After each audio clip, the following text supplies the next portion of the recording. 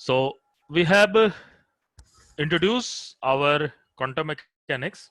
So let's try to formulate the tools of quantum mechanics. So let's try to go for how we can just discuss the different. So in this tools of quantum mechanics, we have to first understand vector spaces, and onto basis of that vector spaces, we will just try to formulate the Hilbert space, and we will see what are the properties of Hilbert space.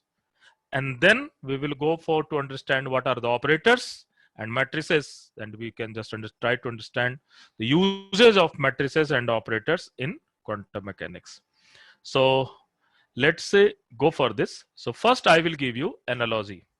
Listen, our task is very tough task. We have to make a theory such that this theory can explain the wave nature of a particle.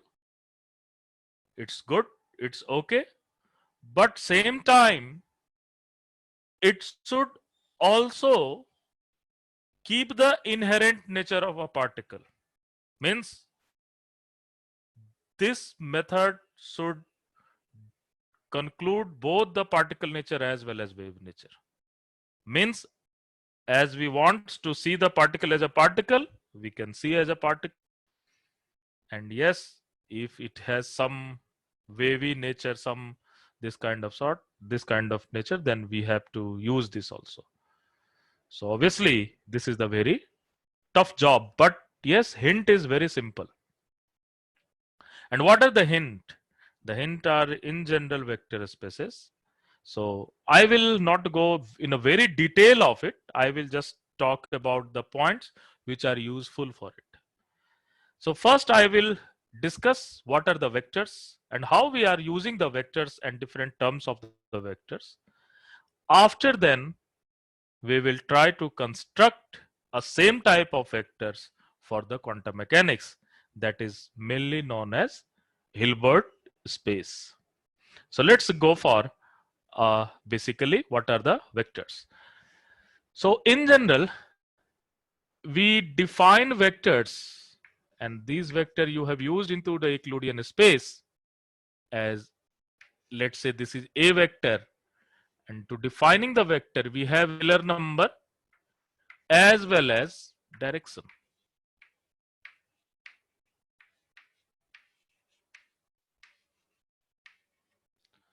So what I have done, I have written any vector in a basis of I, j, k. So I, j, k are the basis vector, and a1, a2, a3 are the component of vector along I direction, j direction and k direction. So this is the way you can create a vectors, and obviously these are three possible directions, and we know that all three directions are mutually orthogonal, and as well as the magnitude of I, j, k are the basically unit magnitude. So symmetrically we can show something like that. So this is one direction, this is another direction, this one is next one. So let's say this is I direction, this is j direction, this is k direction. If I am moving I time in I direction, a1 time in I direction, a2 time in j direction, and a3 time in k direction, I can get some vector as a1, a2, a3. So I can get this vector.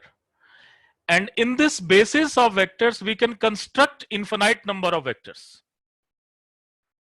How you can construct this? You can construct, let's say, another vector b in a same basis. So once you will define the basis, you have to just change this scalar number. So once you are going to change this scalar number, this will be b1 I cap, b2 j cap, b3 k cap. Now these are the entirely different vector. Maybe this is this vector. And this vector have also three directions. So three dimensional or three directions are possible. So what you can do, you can just fill this whole space with infinite number of vectors. You can have another vectors. Let's say this is the C vector. And this C vector I can write C1I plus C2J plus C3K. So these are the most important thing. So what is important thing? Important thing are the scalar numbers and unit vectors are the important thing. Unit vector means basically they are independent vectors, but we are taking the orthogonal in nature such that we have different purpose for it. But it is not necessary that these vectors will be always orthogonal vectors. But yes, for our purpose, I need these are the orthogonal vectors. And obviously, if these are orthogonal, it will be linearly independent. We will discuss what is linearly independent and everything there. Now, if these are vectors, then it will follow some relationship. So first relationship is closure relation.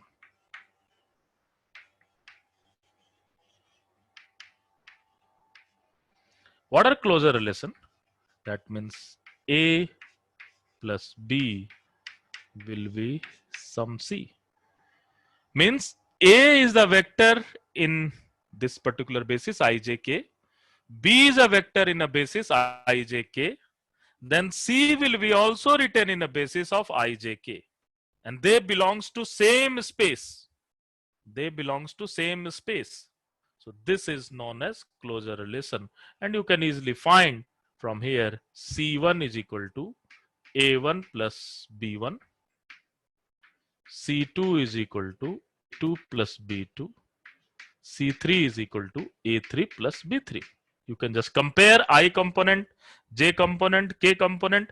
Why you are comparing I, J, K, I to I, J to J, K to K? Because they are linearly independent. Means I cannot represent in term of J, and J cannot be represented in a linear combination of K, and vice versa is also correct. So this is the closure relation. Second, they will follow commutation relation. So this is the rule of vector addition actually.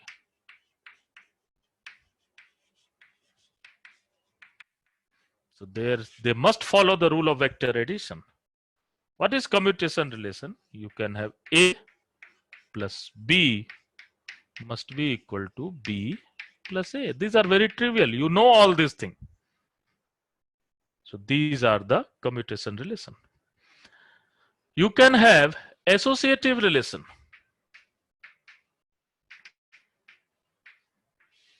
You can have associative relation. Means A plus B plus C will be give you A plus B plus C. So you can either sum A plus B first and then you can go to sum the C, or you can go for B plus summing the B plus C first and then you can go for A. You will get the same point. You will get the same vector. So these are the vectors. Now there must be existence of zero.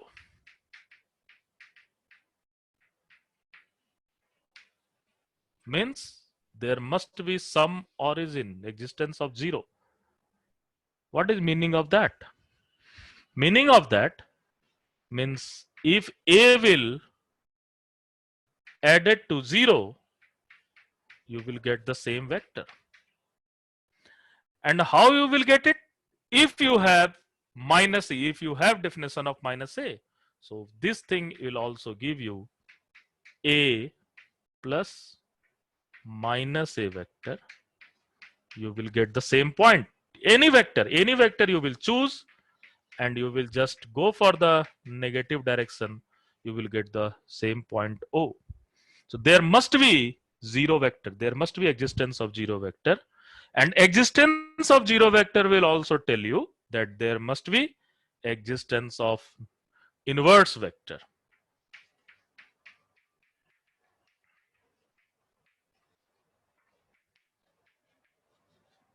There must be existence of inverse vector. So these are the relationship of the vector addition. And same time, we have to go for scalar multiplication. I am not saying a scalar product. What I am saying is scalar multiplication to a vector. So up to this, if you have any doubt, obviously this thing you have learned from your school days. So I have started from your school actually, quantum mechanics. Okay. So let's go for scalar multiplication.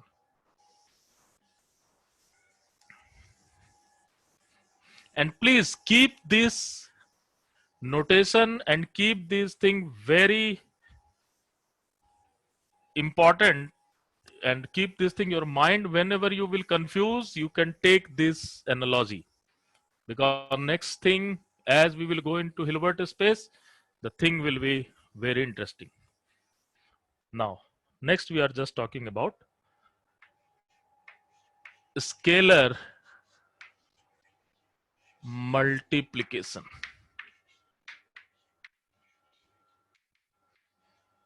Scalar multiplication. Please don't confuse with scalar product. I am talking about scalar multiplication. So scalar multiplication, so you have some real number. Suppose you have A, and let's say A will multiply to A plus B. How you can multiply? You can multiply A and B separately. You can write A plus B as A, then you can write AA plus BA. Small a, b are the scalar number, and obviously you can write AB A, you can write BA A. If you can multiply with one number to A, you will always get A. If you will multiply 0 to A, you will get 0 vector. So these are the scalar multiplication. So these are very trivial. Now, if you define the vector, then you have to define the scalar product, or this is scalar product.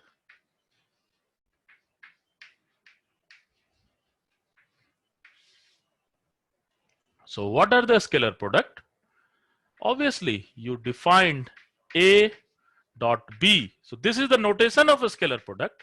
You can find this value is mod A, mod B, and cos of the angle A and B. And obviously these are the number. Actually, scalar product is nothing, but it is the projection of one vector to the another one. So you have defined actually projection.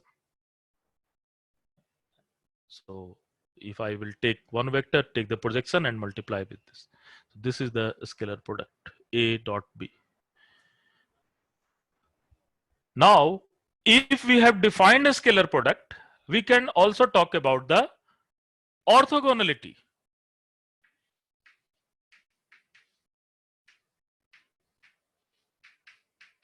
What is orthogonality? If A dot B must be equal to 0, then these are orthogonal vector. Just a minute.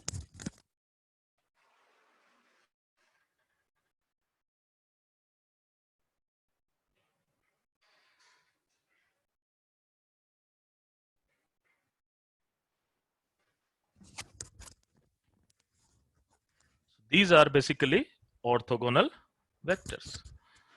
Now, normal vector or norms of vector means magnitude of vector. How you will get the magnitude? So norms of vector is defined as A dot A. This is all about norms of vector.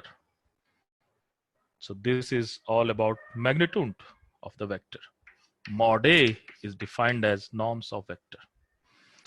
So if you are getting the norms of vector, what you can do? You can write any vector in term of unit vector. So A as a unit vector, if you write A as a unit vector, and let's say this is n cap, how you will write?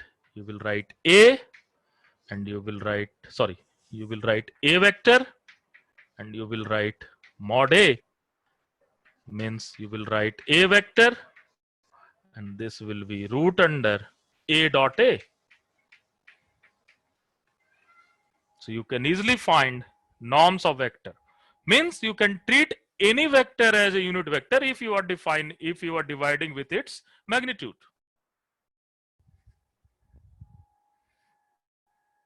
So these are the different rules. And now you have some inequalities also. Sir आवाज की problem क्या हो रही है? Is that any problem?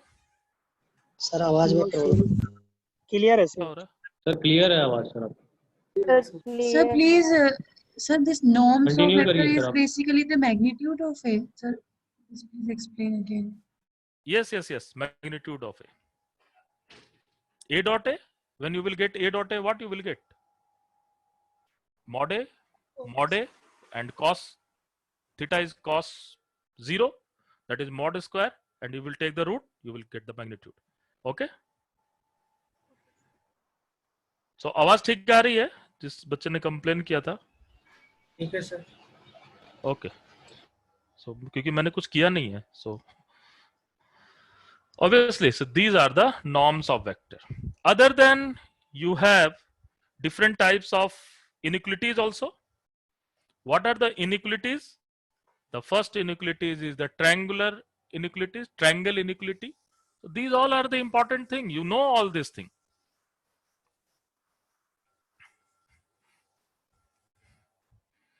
So what you can write, you know that A plus B, if you will take this A plus B and then take the mod, this value will less than or equal to mod A plus mod B.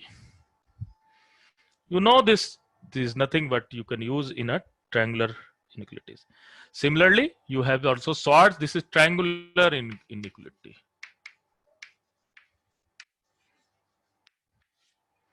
You have also Schwarz inequality. So these are the names, nothing else. You know everything.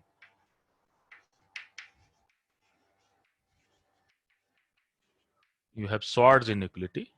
And what is this Schwarz inequality? You have something like this. A, B, the mod of just A and B, you can just calculate. This will be less than mod A into mod B. So these are the most important thing all about the vectors. So once you will get the basis vectors and you have all the vectors which have all these property, if they are vectors, they will follow all these property. Directions and magnitude is not important. You have all these vector rules and regulations is important. And everything we know this all kind of thing. Now look at, so this thing, up to this thing we are okay, but our challenge is much more.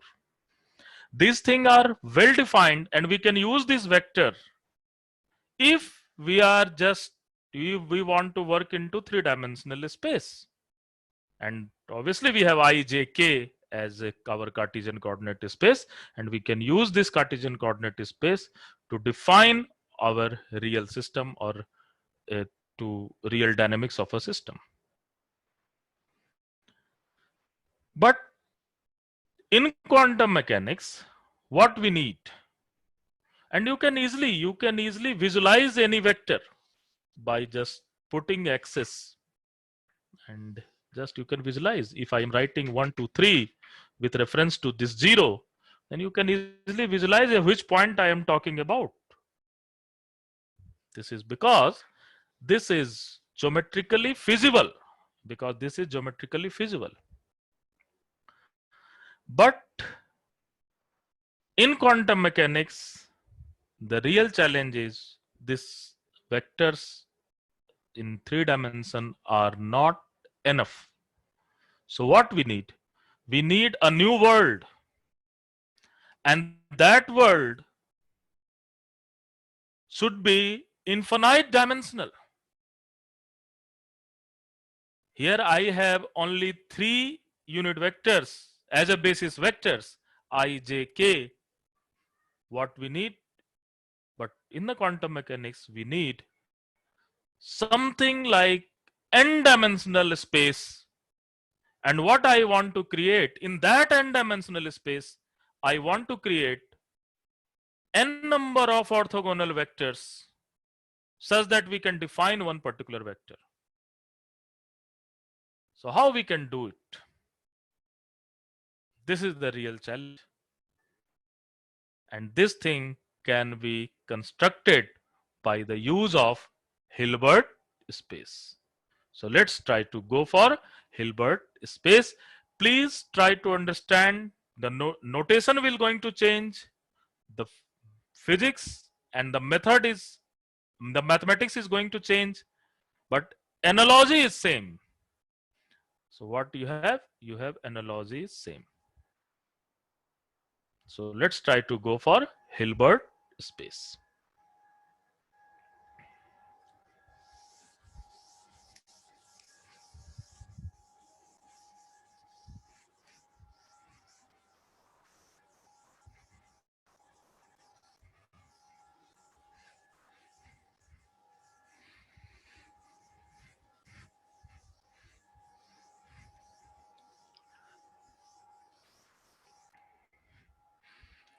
So what we have corresponds to real space.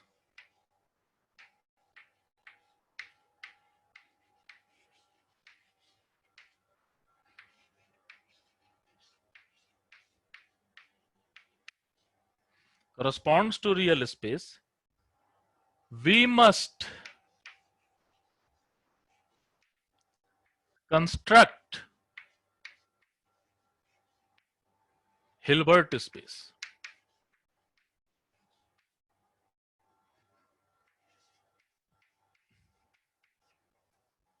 What is the meaning of that? Suppose my particle is in one-dimensional box. So actually particle is what? Real space. Particle is moving in real space along the line. So this is the one-dimensional box. Particle is moving just along the line. So in the real space, what are the variable? Only x is the variable. To corresponds to this real space, we have an abstract space, a mathematical space, a theoretical space, which can be n-dimensional. I will show you example also, don't worry. But let me go for this. Let me try to understand. Now, so this is Hilbert space, nothing but a set. Set of a function, set of a vectors, set of a matrices. It can be anything. Plus complex numbers. Plus complex number. So, in general, what we will do, we will just construct a real space. So, phi x, psi x, chi x. In general, we will use the Greek letter. And these are the member of some Hilbert space belongs to this particular real space. Means I am talking about if I have particle in box. So this is one particular system, and for this system there is attached a Hilbert space, and the member of that Hilbert space can be represented as phi x, psi x, chi x. Sometime this can be represented as ket also. These can be represented as ket also. So I will discuss ket later, but first just go for the functional part only. So this can be represented ket and this thing. So what are the property? The property is very simple, and you have some complex number. So A, B, C, the small Roman letter are the complex number, and phi, psi, chi, all these Greek letters are the functions or vectors. So they are just a functions or vectors. So what are the property? If they belongs to Hilbert space, then they have some property, and they will exactly behave like a linear algebra, the vectors in the linear algebra, whatever we have discussed. So let's go for each point very carefully. So what is the first point? First point is closure relation.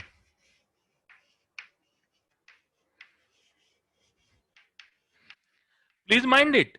These all belongs to same Hilbert space. So why they are also function of x? They are also function of. They are also function of x.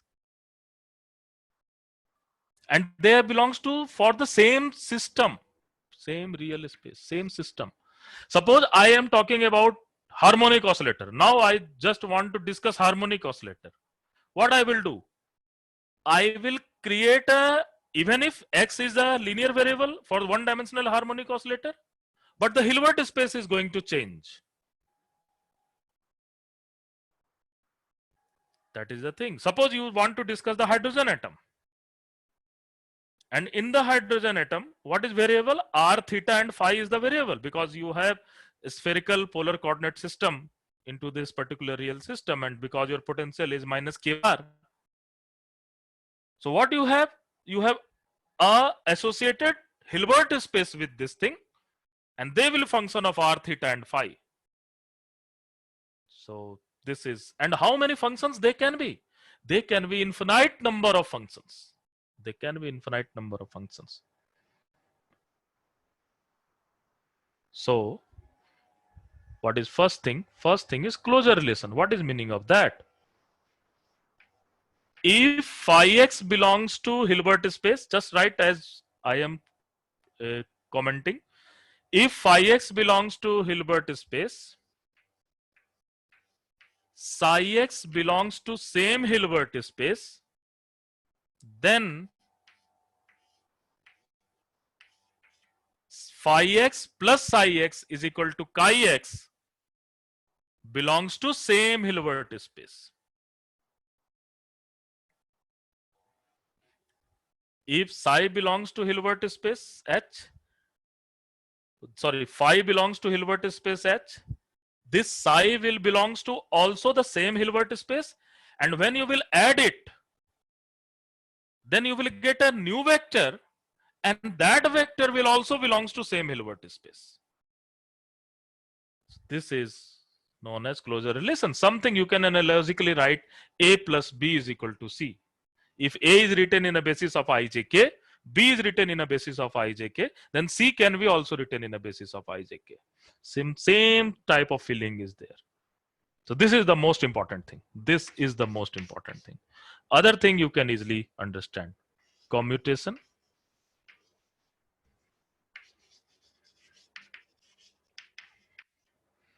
What is commutation? You can write phi x plus psi x. You can easily write psi x plus phi x. Very simple. And then we can go for associative law. Same thing. What is meaning of associative? Meaning of associative means phi x plus psi x plus, let's say, chi x. Here I can add phi x plus psi x. This will be exactly phi x plus psi x plus chi x. You can add psi x plus chi x first, then you can go for second one. You will just go for associative. Obviously, their existence of zero vector. So these are vectors. You can treat them as a vector. You can treat. I am just saying you can treat them as a vector. But yes, they are actually vectors. Don't worry. And now you can just go for phi x. Let's say this is 0. Will we give you phi x? means you can get phi x plus minus phi x is equal to 0. So there must be existence of 0 vector, means inverse must be there. If so, this kind of thing is there. In addition, because sometimes inverse have different rules into multiplication also. I am talking about in addition.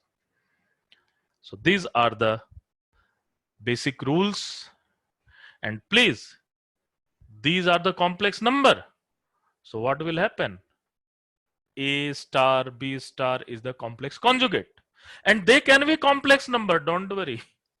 Phi x, psi x, xi x, all can be complex number. So phi star we can write.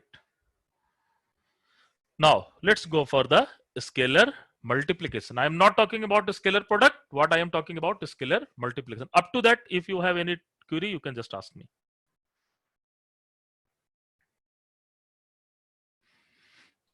Sir? Hmm. Sir, this x belongs from the real space? X is the variable. You have some function, then it is the variable. If you are writing some function, you have to use that variable. Okay, sir. Say yes or no. Yes, sir. How you will choose that variable? That in which variable you have to write the Hilbert space. You will just see your system into the real space. Okay? Okay, sir. Okay. Don't worry, we will discuss each and everything. But right now, just try to understand the definition. Not to go into what is the practical implication of this. It will take at least 10 days. It will take at least 10 days. Once we will finish the tools, after then postulates, then you will be very comfortable. So first 7 to 10 days, I have to do lot of work. After then you have to do work, I will just guide you. Don't worry. So let's go for next is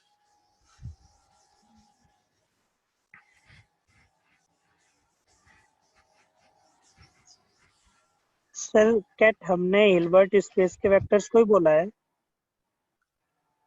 अभी रहने दीजिए, अभी बात करते हैं.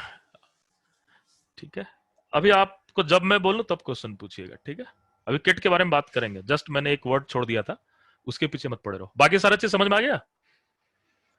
Yes sir बस खुश रहिए. So we will go for scalar multiplication.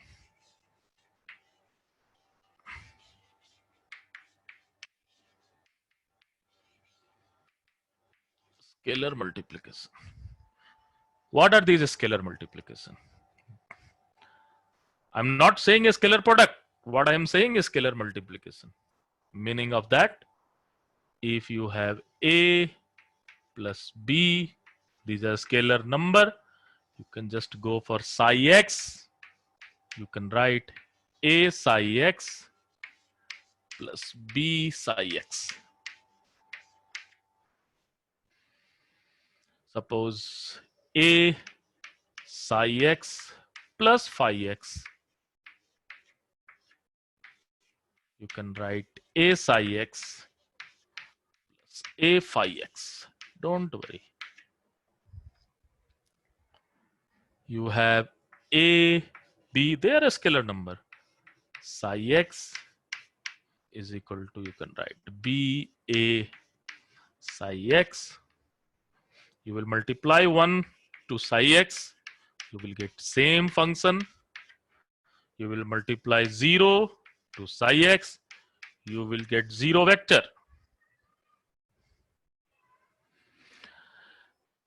Now, up to that, analogically, we are very happy. So what is the next target? What I have to define the next? Scalar product. Scalar product. So next is scalar product. Now, from here, the practice started. So in the Hilbert space, the notation of a scalar product, look at my word very carefully. In the Hilbert space, the notation of a scalar product is given by phi psi. Okay. In the Hilbert space, the notation is given as phi psi. These are notation. as you have take notation, if I am writing a dot b, what is meaning of that? Meaning of that, this is the notation of you have to do the scalar product. So mathematically, if I will write phi and psi, what is its meaning? Its meaning you have to do the scalar product. So these are the notation. What are the value of that scalar product? So if I am writing this thing, then this particular thing is written as integration. Suppose these are function of x. This is function of x. And this will be minus infinity to plus infinity. First term, you will get phi star x. Second term, you will get psi x dx. So these are the scalar products. Phi star psi x dx. And this must be some finite number. Maybe imaginary, don't worry, but it should be finite number. So a scalar product is defined only when you have this particular integration as a finite number. So if the functions belongs to Hilbert space and two functions belongs to Hilbert space, and you are doing this scalar product means you are just finding this particular integral. The value must be finite. If the value is infinite, there is some problem. Okay, so this is the scalar product. Next, we will go for square integrable function. Sir, sir, so there are many Hilbert space and each Hilbert space is infinite dimensional, right? There are many Hilbert. What is happening? So first mute yourself. Okay. Listen. For one particular system, suppose you have one particular system, suppose particle in box, there is associated one Hilbert space, and in that Hilbert space, we can have infinite number of members. Okay. So if you are talking about one system, then talk only about this system, isn't it? So your question is not so practical.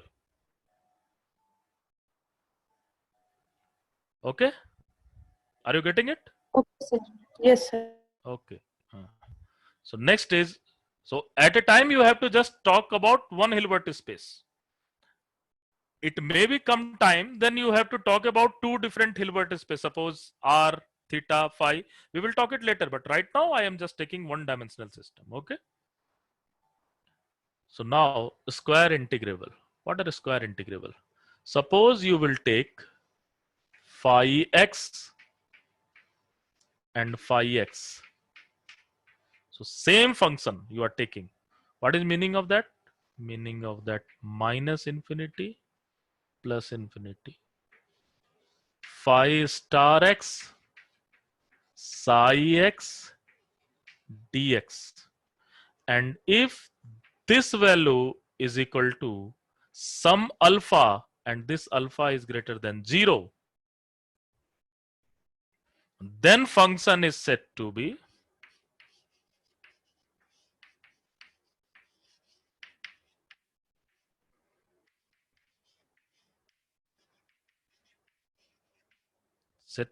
square integrable.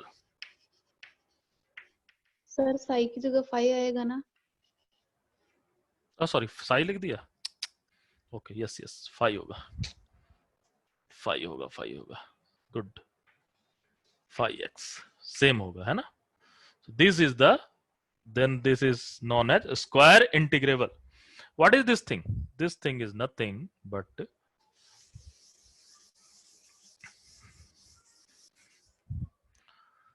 so you can just write this thing as something mod phi square dx, and always you will integrate from minus infinity to plus infinity. This must be alpha. Okay. So this is the square integrable function. But if it is infinite, then obviously it is dangerous. It is not a square integral and it will not belongs to Hilbert space. So most important thing is that any function will belongs to Hilbert space if it is square integrable. Other thing is okay. That is very trivial. But what is most important thing, that your vectors have finite norms. This is meaning of a square integrability. So the functions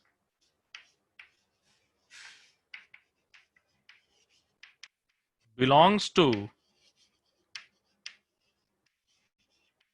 Hilbert space must be, I am not saying can, must be square integrable.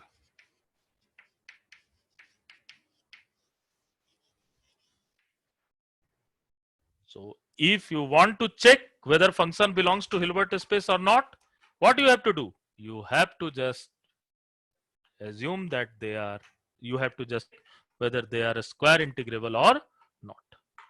This is very important thing. And now once you will get the square integrability, then only you can talk about the normality. Then next we will talk about norms. This is alpha greater than 0 only, right?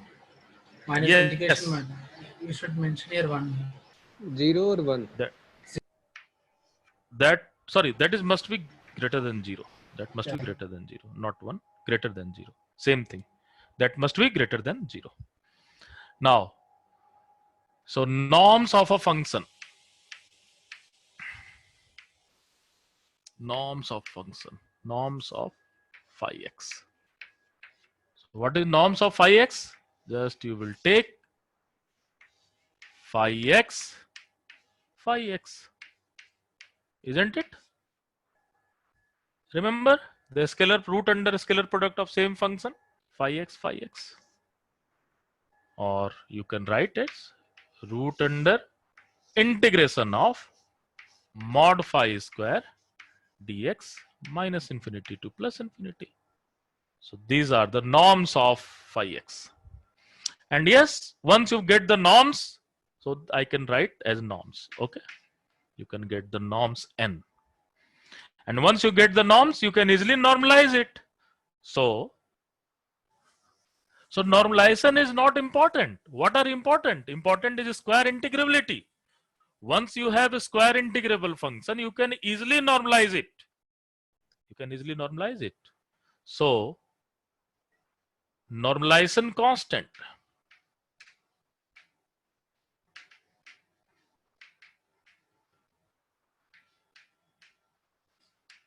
In general, we are using A, and normalization constant is nothing. A is equal to nothing, 1 upon n. So any function, if you are dividing any function, so phi normalize, I am writing phi normalize as phi x upon root under phi x. You can normalize it. So sometime the functions will be normalized, sometime it may not be normalized. So how you will check function is normalized or not? So when you will just go for minus infinity to plus infinity, phi star phi dx is equal to 1, then it is said to be normalized function.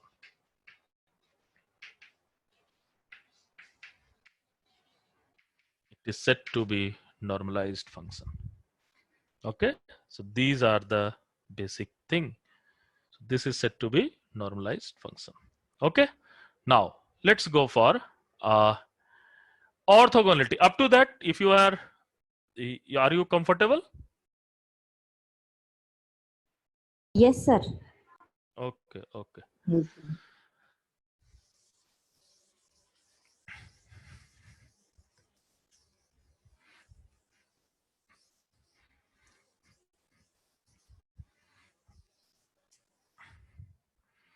So next we will go for orthogonal vector.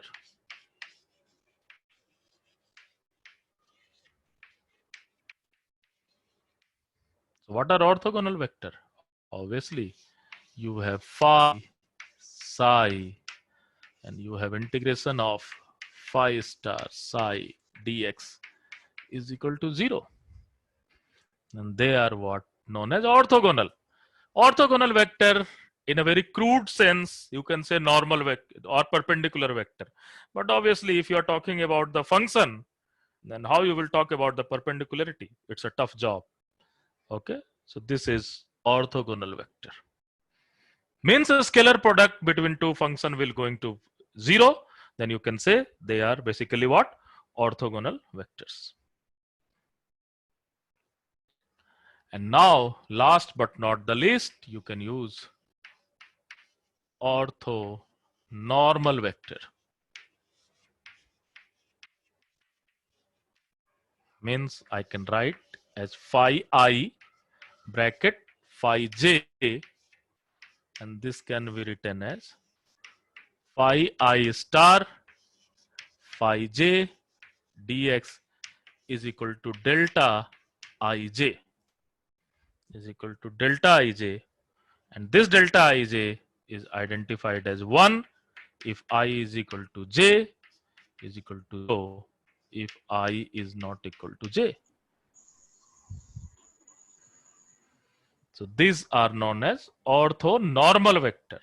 And if you can write the you can find the orthonormal vectors and you can construct the orthonormal vectors, what you can do? You can use it as I, j, k kind of situation. You can use it as a unit vector. And once you will use it as a unit vector, then you can create a basis vector. And this basis vector are perpendicular to nature. Perpendicular I, j, k are mutually perpendicular as well as independent. We will talk independency of vector in next class actually, but today I am just talking about this sort of thing.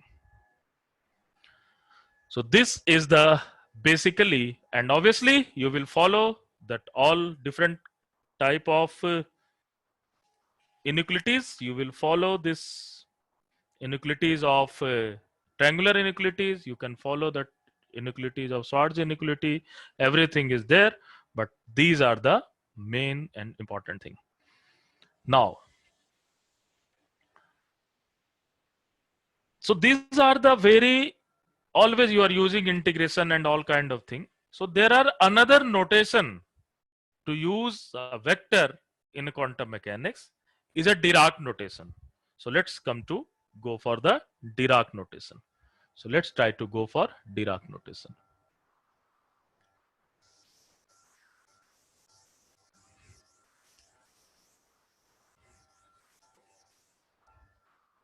Let's go for Dirac notation.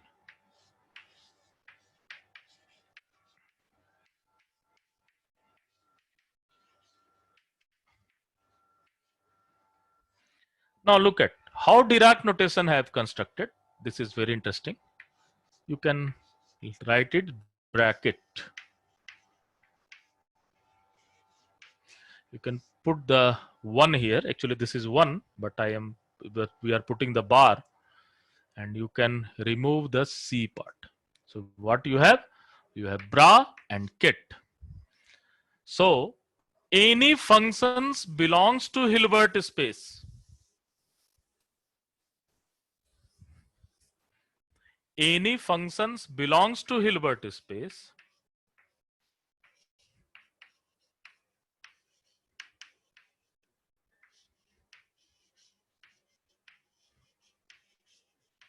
belongs to Hilbert space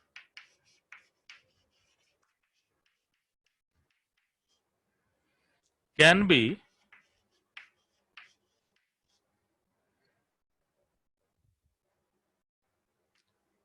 give notation with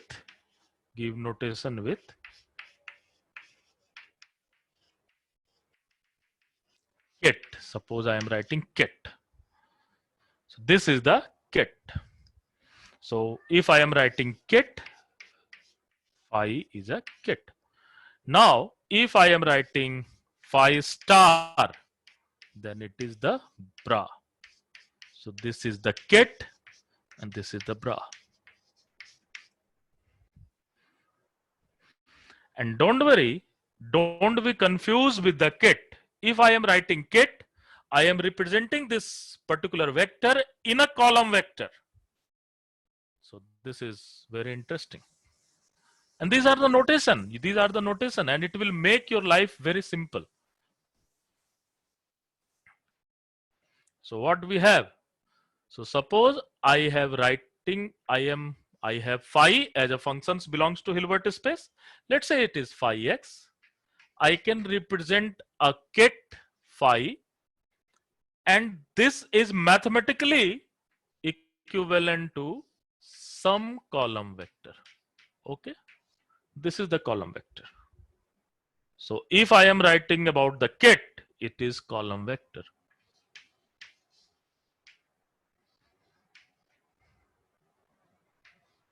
Column vector. So what will phi star? The phi star is bra, and it is the row vector but complex conjugate of this one. Phi 1 star, C1 star, C2 star, C3 star. So this is the complex conjugate of this one, phi star. And if I am writing phi and psi, if I am writing phi and psi, meaning I am writing phi, the first is, so this is equivalent to what? This is equivalent to minus infinity plus infinity, phi star, let's say this is function of x, and psi x dx. Then you can write this whole thing as a notation. You can write phi psi bracket phi psi. Phi is first, so we are doing a star here. This is equivalent to phi psi. So this is bracket phi psi. And this is nothing but the scalar product. This is nothing but the scalar product. So we are just using phi and psi. So this is all about scalar product. So sometime what you can do, you can just use this Dirac notation to construct your orthogonal basis and all thing. Why we are using Dirac notation? Because it will make our life very simpler. It will make our life very simpler. And we can do, you can do fast calculation, you can do abstract calculation, directly write the everything. So you can just use this. So this is to make your life very easy, because every time if you are using the function and you are getting the integration, and it will become a very boring, and the concept, your mind from the concept will deviate it to the calculation only. So this is one of the very important concept we are using. So I think, so this is the first day of the tools of quantum mechanics. Tomorrow we will go for next level of Dirac notation, and we will also try to go for operators and matrices. So tomorrow first 15 minutes again we will go for the Dirac notation actually. So today just you can understand with the Dirac notation means you are just thinking about the column vector. And now after then we will go for the operator and matrices in a very fundamental way. I will not go in a very detail of matrices because that will discuss into the mathematical physics. So we will just use that matrices for our quantum mechanics. What are the important part of all this concept? Okay, so this is from my side of today's class. So if you have any doubt, you can just ask me.